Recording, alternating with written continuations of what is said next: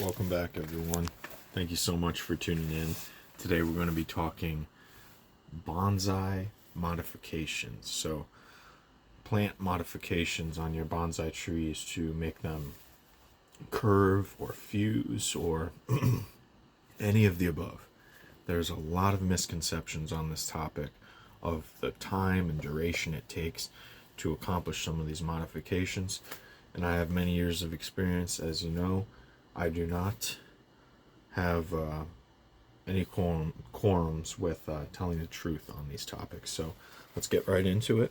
I'm going to turn the camera around and let's look at some modifications I've made on trees and the time that it takes to make those modifications. I think it'll answer a lot of your questions regarding bonsai and the art of the craft. So let's get into it. Thank you again for tuning in. Make sure you smash that subscribe button and the like button for me. Thank you. Sorry about that. Okay.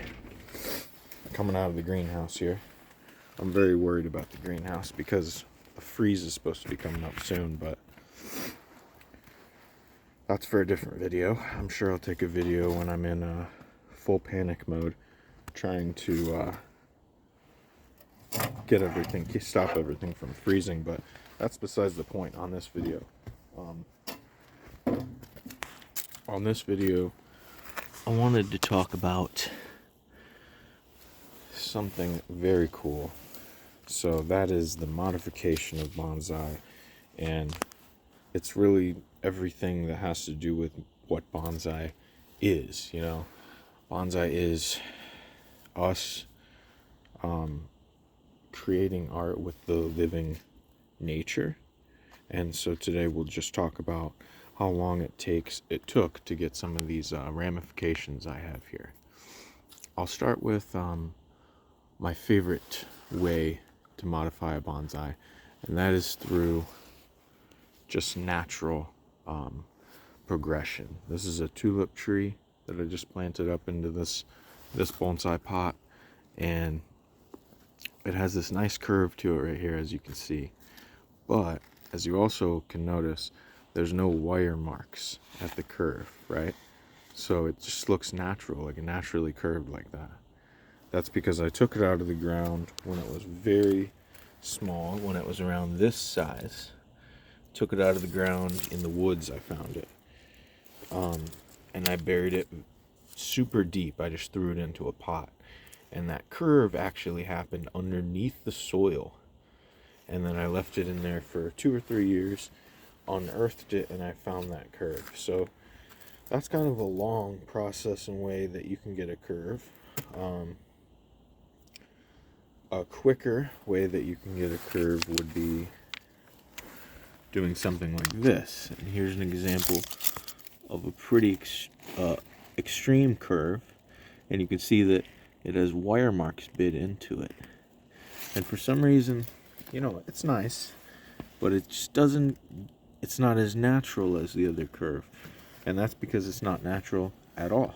This curve was fully created by wire when the tree was young. The same way, when the tree was about this thin, or maybe, a wire was applied to it. So that's another way you can get a curve in bonsai, and manipulate the trunk. Both ways successfully create that curve. But one way, as you see, it takes a lot longer, and I'll talk about the time in a minute here, but one way, you come out looking a little bit more natural in the end because you don't have the wire marks, and then it just takes longer. That's the only downside on that. But time duration, so some people will tell you a year for when you put wire. I'll show you what it looks like, is this. So when you put wire on a bonsai like this, some people will tell you keep the wire on for a year. That's definitely not true. In the summer months, when it's like growing really actively, I'd probably say like 3 to 4 weeks, and you're good to remove it. Maybe a month, and you're good to remove it. In the wintertime, because everything is slowed down, I would just leave it on for the whole winter time, like, 3 to 4 months. And then once springtime popped off and the buds were popping off, you could probably remove it. I could probably remove this now and it would keep the shape. It might just get a little bit, it might just bounce back a little bit, which is not a big deal. I'd rather remove the wire before it bites into it like that, because that's from leaving it on for like almost a year, and you see how the wire bit into the trunk, and that's irreversible. So always this tree will have that.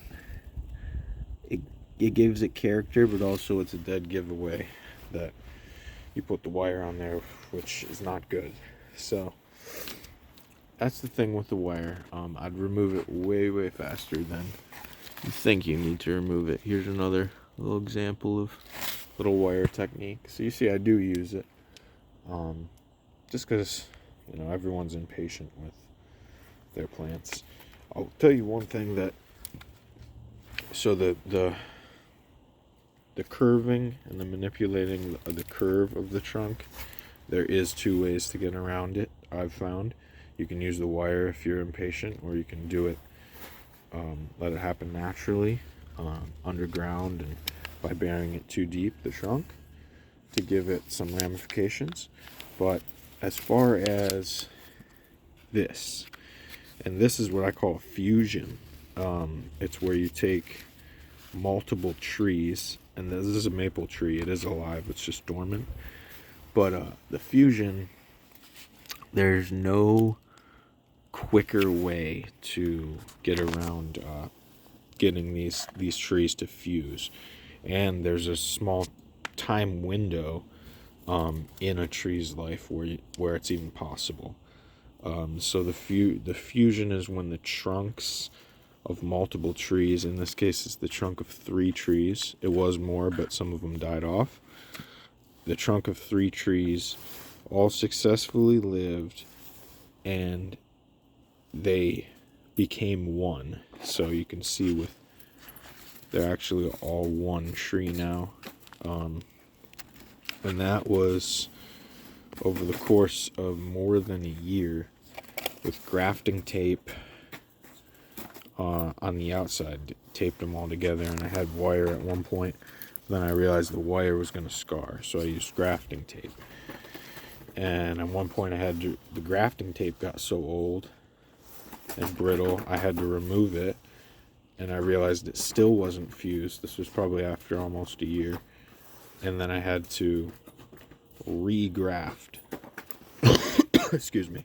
So I had to re-put the tape on there and wait even longer, and now I'm satisfied with that. It is definitely fused. You can see on that side that the 3 trees are fused right there. So they are sharing all nutrients. They're all sugar maples. So that was a success, but there's no like faster way that you can do that one to accomplish that one.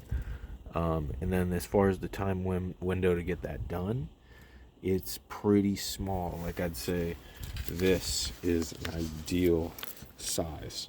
This is another small sugar maple. I collect a lot of these for bonsai, but this is an ideal size if you had like 10, 15, maybe 20 of these size sugar maples, and you'd get that many by just like going to a suburban neighborhood and looking under some of the street trees, and the landscapers, when they failed to do their job perfectly a lot of times, hopefully they did, and you'll find thousands of these germinated underneath of street trees. That's how I got mine.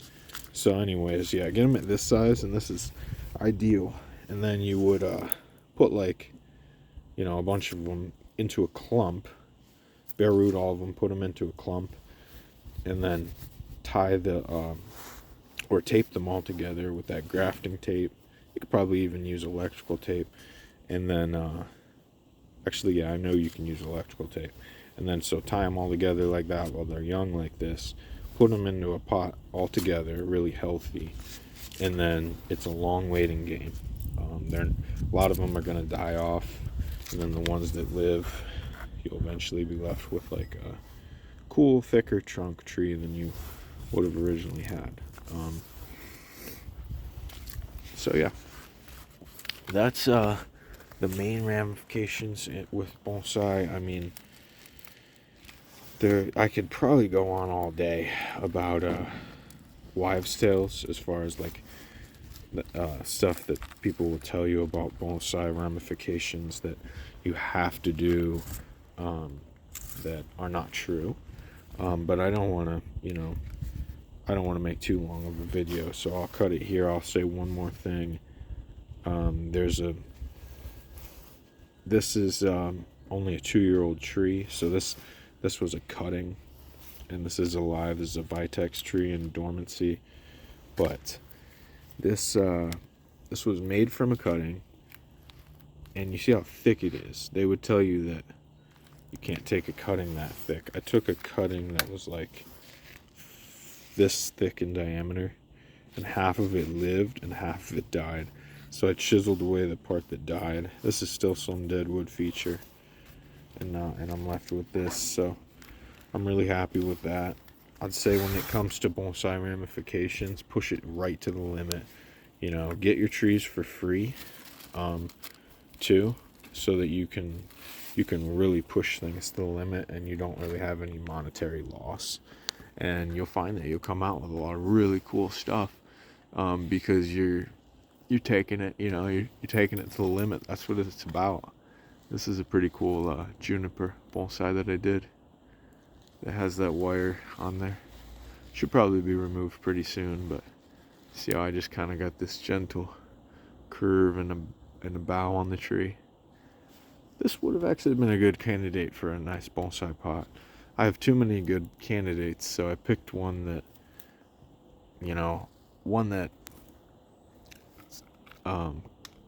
I feel like it'll surprise me. This tulip tree will be a really good surprise. But yeah, I hope you guys learned something from the video. Hope you guys tune into the next one and tap that subscribe and like button for me. I'll have a lot more good information coming your way. And that's just raw content. So thank you so much for watching. Hope everyone has a great day. And most importantly, keep growing. Thanks, guys.